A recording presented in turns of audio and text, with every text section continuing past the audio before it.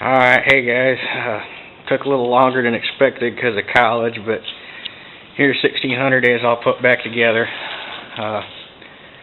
Actually went fairly uneventful, so got the motor back in, it runs good, although it's the cold-bloodedest thing I've ever seen, but after it warms up it's just fine.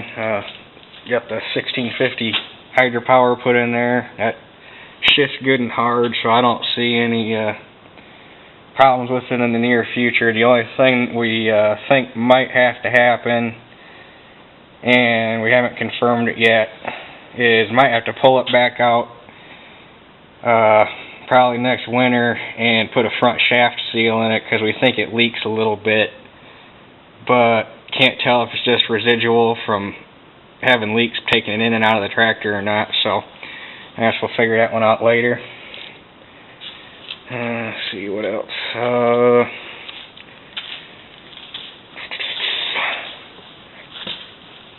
While we had everything apart,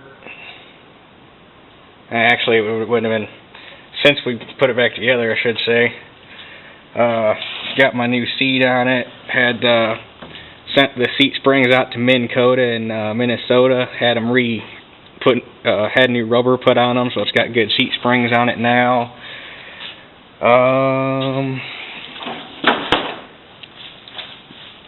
Put the brakes on it were a little iffy, so I took them apart just to kind of check them and see what was going on. The brakes on the far side just needed cleaned up, but the brakes on this side, the discs were almost wore down to the metal line or metal backing plate, and there's 3 springs on these 2 plates with ball bearings between them. That when you put push the pedal, this lever pulls out on one of those plates, and the holes that the ball bearings are set in are tapered so that when you pull, it draws them out, and that's what opens your brakes up and gives you brake pressure. Those 3 springs that somebody just stuck in there, they weren't the right ones for it, so I had to put new springs in that. But now my brakes work good and they're even. Went in here and re-welded these teeth up so I actually have a parking brake now. The seals in these 2 levers were leaking really bad, and the longer we had it, the worse they got. So I pulled the top cover off the hydraulic unit and took them out to fix it. So it's got a new gasket here, and new shaft seal, and a new O-ring in the levers here. Got my Fender radio put on, and the drawbar was quite the project. When we got it, the corners were all full of welds. Somebody had broken the drawbar off at least probably more than once by the amount of damage that had been done to it. So we actually my dad found a top link for me, so I went to put it on and it wouldn't fit anymore. The side plates, when somebody welded them back together, were actually pulled shut, so the top link wouldn't even fit, so we had no choice but to fix the drawbar. Well, when we got it off, we were looking. All 8 bolt holes in the transmission had been, the threads were all screwed up, so we ended up having to drill out all 8 holes and put, what are they called? They aren't helicoils, they're a lot heavier duty version of them, and Keencerts. Had to put Keencerts in there, and we cut the drawbar all apart and welded it back together. Now everything works good there. It's got new lift arms on the 3-point. They're actually the updated version of them for the 1600. The original ones were a smaller diameter shaft, and they had problems with them breaking like this one was, so now it's got the updated lift links on there. Got the got the whole top link, got this hook and this plate, so the top link assembly is complete now. And as far as I know, at least for this year, the only thing we have left to do is I'm getting rid of the old quick couplers, and we're putting connect under pressure couplers on there, because these old Oliver hydraulic systems,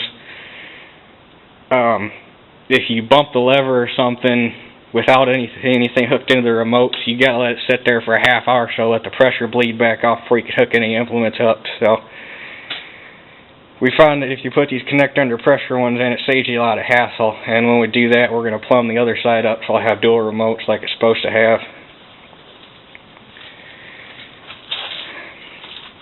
And I guess the part that you guys would want to see,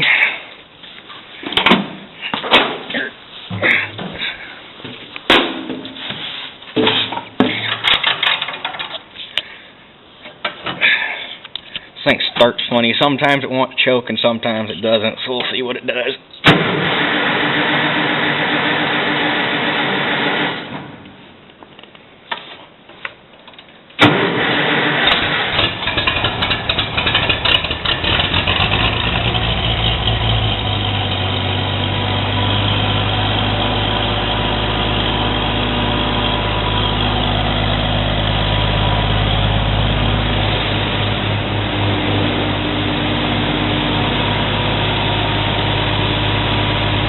The only other thing I'm going to end up having to do to it, which is a normal break-in thing, probably about the time I get enough hours on it to change the break-in oil, I'm going to pull the tappet cover back off and readjust the valves, because they got a little bit of a tick to them, but other than that, it runs great.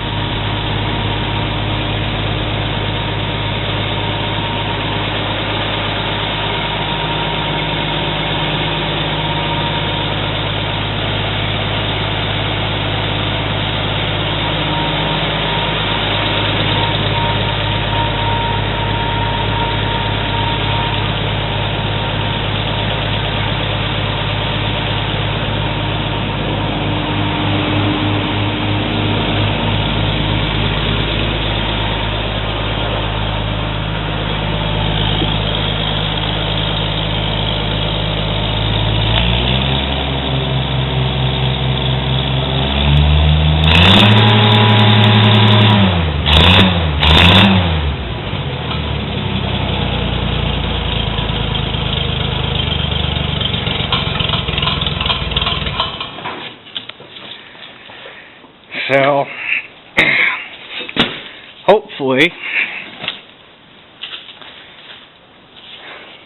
this spring she'll be pulling my 540 planters, so there she is all back together, guys.